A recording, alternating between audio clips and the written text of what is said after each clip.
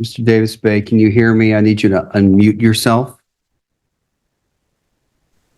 Yes, sir. I can hear you clear. Okay. We're on the record 21 CCR 221014 and 21 CCR 221009, State of Texas versus Antoine Jermaine Davis Bay. Mr. Bay, this is your motion to reconsider. I've reviewed your motion to reconsider. I've reviewed the response and then your reply to the response as well.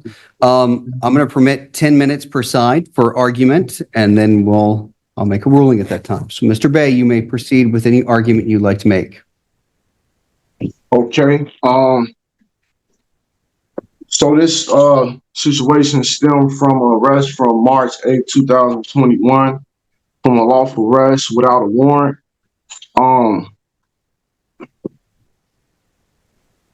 Sorry about that. Okay. This is a situation between hypothetical suspicion versus a concrete crime. Whereas in this situation, no concrete crime that took place prior to the unlawful traffic stop. Okay, the state has failed to even establish a probable cause for a warrantless arrest and search, and they had no justifiable basis as this to continue prosecuting this case. The charges of this case do not meet the requirements of actual concrete criminal activity as defined under Texas law and federal law. For one, the absence of a sworn affidavit of probable cause by the arresting officer further renders this arrest unlawful. An injured party or a complaint with a legally recognized injury. Hey, Mr. Bay, my court reporter is having a difficult time understanding. If you would face the camera, that way your voice could be heard clearly. Thank you, sir. Okay. Can you hear me clearly now? Yes. Okay. Just maybe slow down just a hair on your speech. Thank you, sir. Okay, no problem. Okay, well, I'll just repeat what I said. So this situation happened from an unlawful traffic stop without a warrant or a concrete injury from an injured party prior to the traffic stop. I want to make a note also that the traffic stop and the other offense of possession of marijuana was dismissed back in 2021, approximately around the time when the case was first initiated. I did upload and file on record evidence of that notice of rejection as an exhibit. This guy is convinced that since one charge fell apart, the whole traffic stop magically dissolves and every piece of evidence should vanish into thin air, but that is not how reality works, and it is definitely not how the law works. He believes that if one brick is loose, the whole house collapses, and somehow that should set him free. He forgets that traffic stops are based on the circumstances at the moment, not on what charges hold up later in court. This is the kind of logic that only makes sense in soft-set fantasy land, where words mean whatever you want them to mean, and laws are optional. Also, I want to point out the fact that this is a case of hypothetical suspicion versus a concrete crime.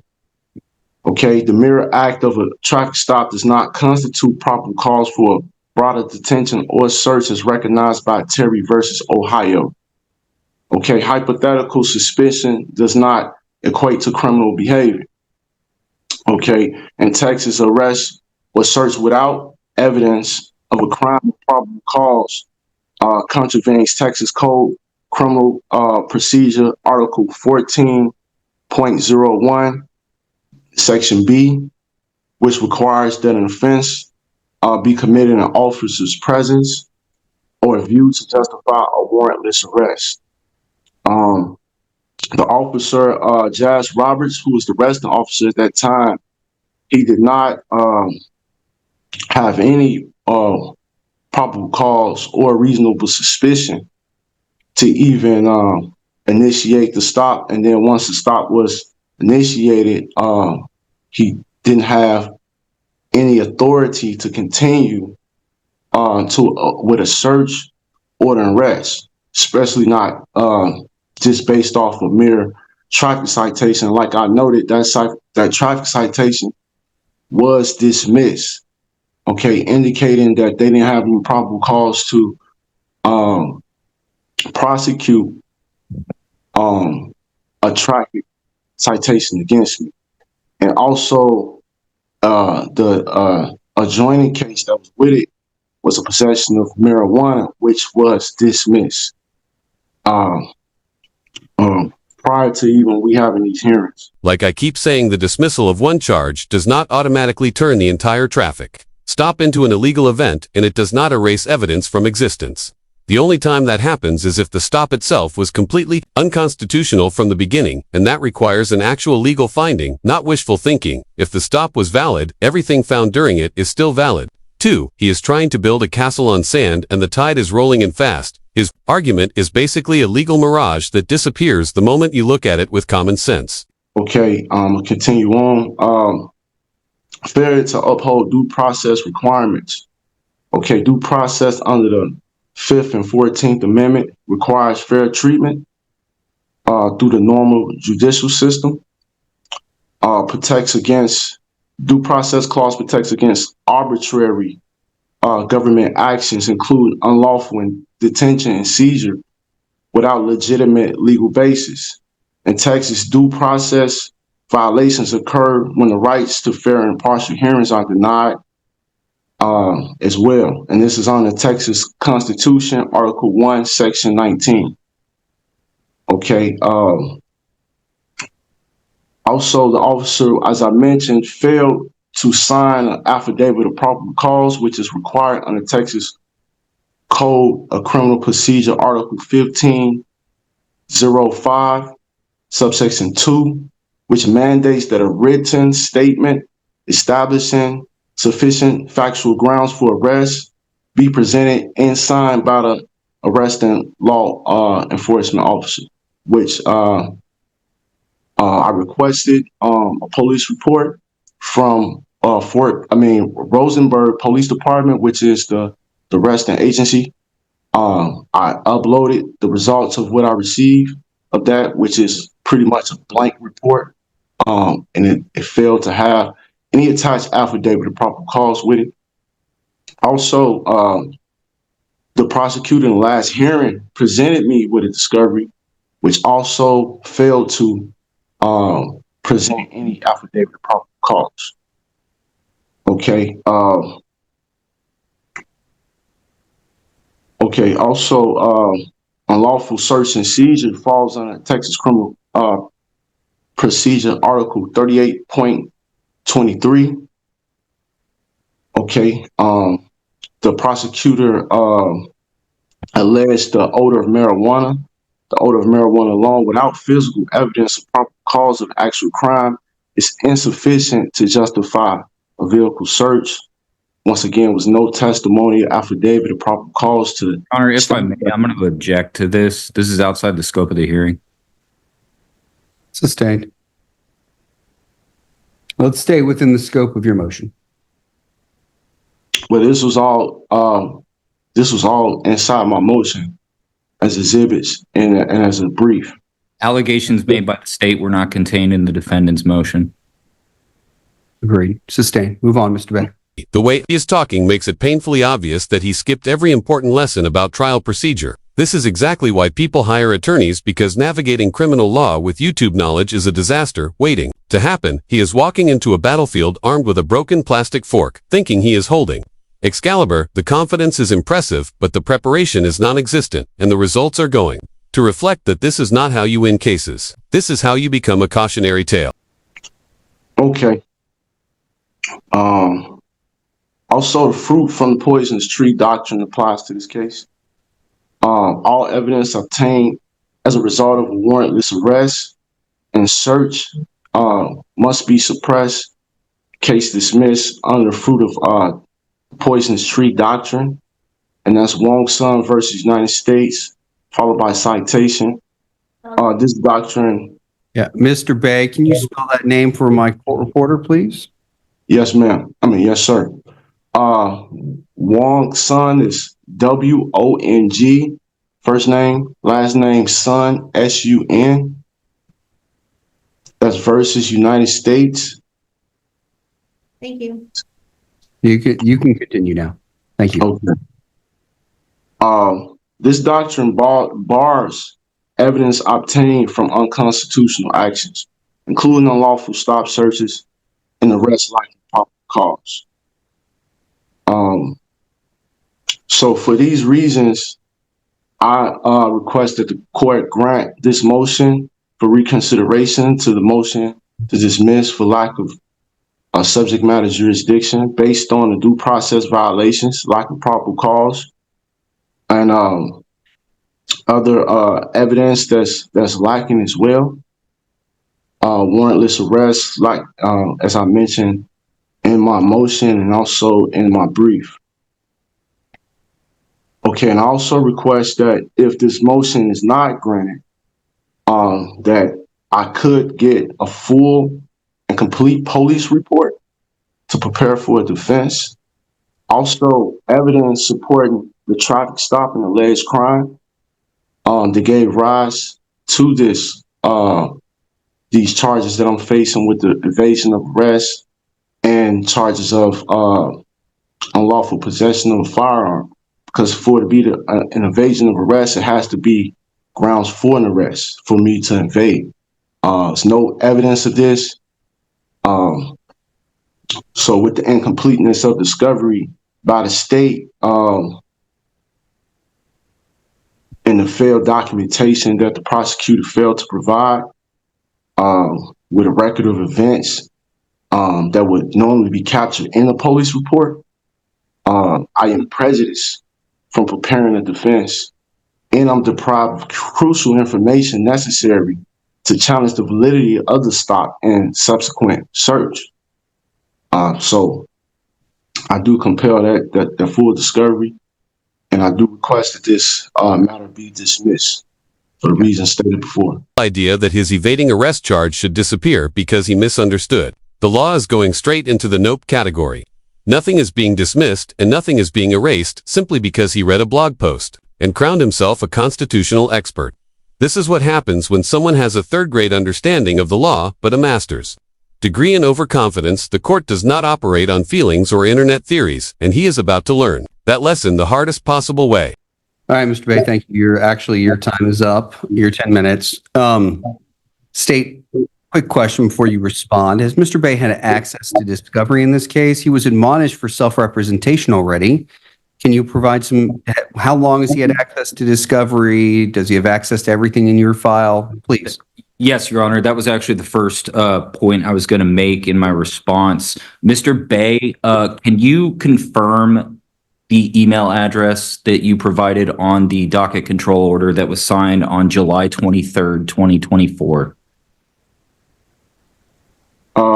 It was. Will you Okay. spell that, sir?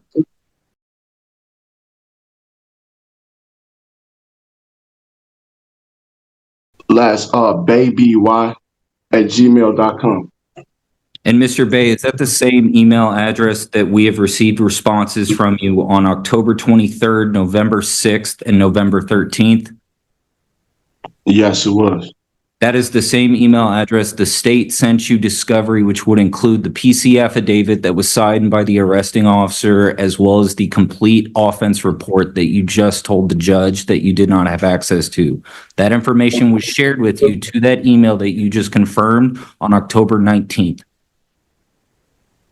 I never received any email with a police report, and I requested the police report over 2 years ago. Did you request it? Who did you request it from? The Rosenberg Police Department. Okay. Please send me, I will do my best, but please send me an email immediately following this hearing so that I can provide you a PDF of that document so that we're not going through our portal. Okay, no problem. Now, in response to some of these statements or allegations made by the defense, again, as I just made clear, The defense has had access to the discovery since, at the very least, October 19th, 2024. I can't speak to whether the previous prosecutor had shared any of the discovery. I know he was admonished, I believe, on the same date that the docket control order was signed. So we haven't been able to go through actual defense counsel for this, Judge. Again, I will send over in an alternative format the PC affidavit and the offense report so that the defense has access to a complete set of information. On the last setting, I believe it was November 7th, defense was provided copies of all the media, Your Honor. So he does have access, at least from my understanding, to all the discovery. Now, as to points made in his motion, first and foremost, Mr. Bay has not been charged by information with evading arrest. Mr. Bay has been charged with fleeing a police officer as well as a unlawful carrying of a weapon. Now, to his first point of hypothetical suspicion, I do not know where the defendant finds that within the case law. I have not found anything of hypothetical suspicion. What justifies a traffic stop in this particular case is reasonable suspicion. As seen in the PC affidavit, as well as the offense report, the officer had a on-view offense for a traffic citation, which was speeding. The officer attempted to conduct a traffic stop for said speeding, at which time the defendant failed to pull over as required by Texas law. That, in and of itself, constituted fleeing a police officer, which is in violation of the Texas Transportation Code. I believe it is section 545.421. At the time of the stop, the officers attempted to make contact with the defendant.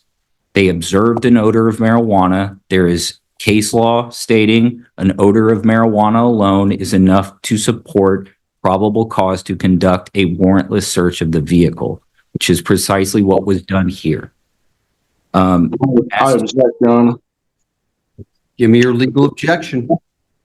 The prosecutor has failed to mention any case law support his allegation with his brief or anything. The case law in support of that was in the response to your motion, defense. Yeah, it was, Mr. Bay. Can you please Case law makes it clear the odor of marijuana can justify a warrantless search of a vehicle under the automobile exception of the Fourth Amendment. And he goes on to cite Stringer v. State, Rocha v. State, Isaac v. State, and then he even cites additional case law, Cameron v. State. So it is cited in there, overruled. Continue. You would hope that hat he is wearing would keep at least one single functioning brain cell from escaping, but instead it just sits there doing absolutely nothing, except making him look even more clueless. Somehow the hat has the same energy as a malfunctioning Wi-Fi router blinking, but not connecting to anything. There is no signal going in or out, and the decisions reflect that. Fashion choices aside, the real issue is the complete absence of logic and self-awareness. This is what happens when accessories work harder than the person wearing them. Based upon the odor of marijuana, a probable cause search was conducted on the vehicle. Again, this is as alleged by the state, at which point in time the weapon was discovered within the vehicle as well as the contraband itself. I do not know, again, going to one of the points defense made, I don't know what due process rights are being violated here, which would warrant either suppression or a dismissal as defense has requested. He's claiming that he has not had the right to a fair hearing. PC was found by the magistrate at the time the defendant bonded out. The state has provided copies of that bond paperwork, which was also sent to the defense at the time all discovery was shared. Again, I will re-provide that to the defendant in an alternative way. PC was found by the magistrate. So he's claiming he has not had he hasn't had a fair hearing, but the magistrate found PC at the PC hearing at the time that he bonded out. So I'm not quite sure what fair hearing he's alleging he has not had a right to. I know he also made reference to not being able to confront witnesses against him in his motion. We have not had a trial yet. No witnesses have been presented for cross-examination. I will say, and obviously I will provide this to the defense electronically, Your Honor. I wanted to, at the very least, bring this to the court's attention. I have two cases. First is Born, B-O-R-N-E, v. State. Citation is 593 Southwest 3rd 404. I have a copy of it for the court. May I approach? You may. Did you get that citation, Mr. Bay? Yes. Similarly, I also have Lewis v. State. Citation is 532 Southwest 3rd 423. In Born v. State,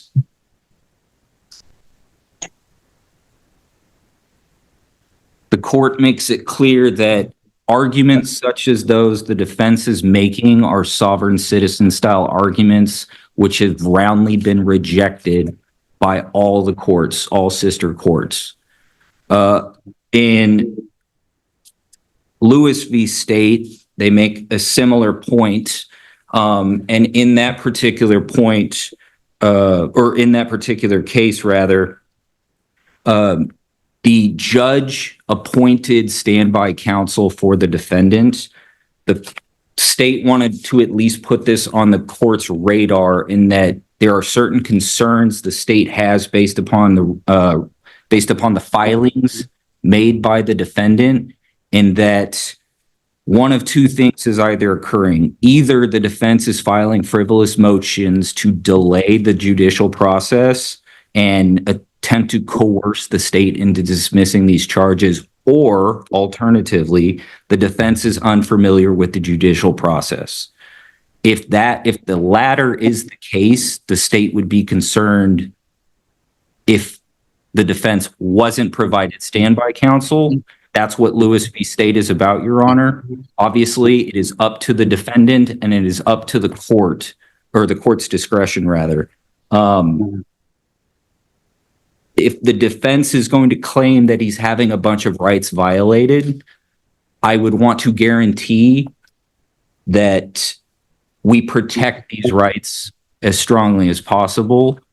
Again, if the defendant were so inclined, by perhaps appointing him standby counsel. There are two big things to notice here. First, the prosecutor has clearly dealt with soft-set nonsense more than once, which is why he instantly cites case law shutting down these arguments. Second, he realizes right away that this defendant is in way over his head and might actually hurt his own case, so he moves to protect the record by suggesting standby counsel. That way the guilty plea cannot be overturned. Later on appeal, this is what real legal knowledge looks like. Calm, direct, strategic, while the defendant is operating on pure delusion. Anything further?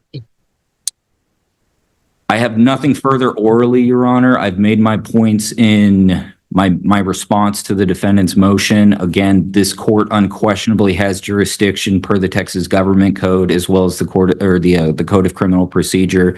Additionally, based upon the case law I provided in my written response, as well as orally on the 7th of this month, I believe the case law supports the further prosecution of these cases. All right. Mr. Bay, although you have used your 10 minutes, I will permit 1 minute of rebuttal. Thank you. First thing I want to address is the due process of that was violated. The prosecutor mentioned that I had a probable cause hearing at the time of the bond. That wasn't the hearing that I alleged that was a violation. I never received preliminary hearing. Never even entered a plea of guilty or not guilty. That hearing had never happened. We initiated this case back in Bond was filed on March 10th, just looking at the docket sheet, Judge. March 10th, 2021. Bond was filed. A hearing for the initial preliminary hearing was not called. The complaint was not even filed until April 27, 2021. So that was a whole 2 months after I was even released on bond before a complaint was even filed and no hearing was ever scheduled. A hearing was scheduled for The prosecutor lays it out, clean and simple, Your Honor. This court obviously has jurisdiction and the statutes and case law make that crystal clear, nothing ambiguous, nothing confusing. He reminds the court of the written responses he already filed and the oral arguments he already made, and all of it supports continuing the prosecution. He is basically saying, the law is solid, the evidence is solid, and the only thing shaky. Here is the defendant's bizarre interpretation of the legal system. This is how a professional handles nonsense with facts and patience. I'm looking at the docket sheet. A hearing was scheduled for 7/23/2021. It was 2 hearings because at first it was 2 judges. Christopher Morales and another lady judge. Her name was, and excuse me if I don't have her name right in front of me. But the other case was counseled. The cases was at the same time. So one case was counseled, the other case, I guess, was still heard. And that's when the warrant was issued. But that hearing, we never had a rescheduling that hearing. Once I was arrested again on the warrant and bonded out, that hearing never had took place. Also, okay. That was 2 minutes, actually. So, All right. I'm ready to rule. And then I have a question for you as well, Mr. Bay. So I'm going to deny your motion to reconsider. We're going to proceed with trial. And sounds like my understanding, you have had access to the discovery since October 19th. However, he is going to resend everything to you for you to review. My question to you, Mr. Bay, is would you like standby counsel to advise you during trial? They cannot ask questions of witnesses or assist you in that way in the trial, but they can provide advice to you to help guide you through the process. Yes, I'm not waiving any right to counsel. And then comes the moment where the defendant forgets. He is representing himself, which means he voluntarily waived his constitutional right to counsel. He cannot claim both sides of the argument at once. He cannot say he is independent, and then immediately demand legal handholding. This is the kind of contradiction that only happens when someone is pretending they understand the law but actually does not even grasp the basics. Once you choose to go pro se, you are on your own, and the consequences belong entirely to you. I do reserve my right, Sixth Amendment right to reserve. You've already waived your right to counsel. You stated you wish to waive your right to counsel and you wanted to represent yourself. We had a whole hearing on that, Mr. Bay. Okay, so you're asking me, do I want to? I'm asking you if you've stated you want to represent yourself, Mr. Bay. Okay, we had a whole hearing on that. You waived your right to court-appointed counsel, and you stated you wanted to represent yourself throughout this hearing. And I have confirmed that in almost every hearing that we've held in this case. Now, what I'm offering at this point in time is you can still represent yourself in this matter, but the court would appoint a standby counsel who could advise you during the trial. They're not going to participate in the trial, meaning they're not going to ask questions of witnesses. They will not conduct voir dire, but they will advise you regarding certain legal rights that you may have or on legal matters that may arise during the trial. Would you like the court to appoint you a standby counsel? Yes. Yes. So you are asking the court, I just want to confirm, you're asking the court to appoint you an attorney who will provide you advice through the course of your trial, which shall begin on December 3rd. And I also request that I reserve all my rights. Yes. that's a yes to that question, and I reserve all my rights. I'm not, well, you waived your right to court-appointed counsel already with that whole hearing we went through. But I'm still giving you a court-appointed attorney to advise you, okay? You understand? Well, I never waived my right to the Sixth Amendment.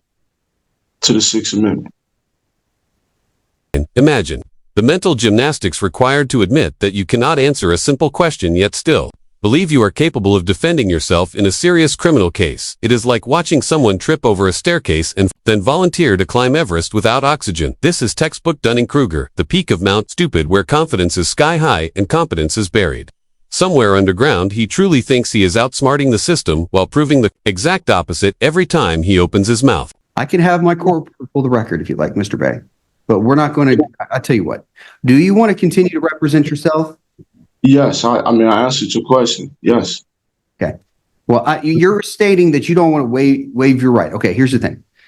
Do you want court-appointed counsel that's going to represent you during the course of this trial? Like I answered the question. I said, yes, I would take standby counsel, represent myself. You're going to take, so you still want to waive your right to court-appointed counsel and continue to try this case yourself, but you're willing to accept standby counsel to provide legal advice only during the course of the trial. Is that correct? Correct. Okay. All right. And that wraps it up. He has another court date on the horizon, and if that footage sees the light of day, you know I will break it down the moment it appears, so hit the like button. If you enjoyed the chaos, or the dislike if you didn't, but definitely drop a comment because I read all of them, and make sure you are subscribed with notifications on so you never miss the next Courtroom Meltdown. I appreciate every one of you for sticking around, and I will see you in the next one.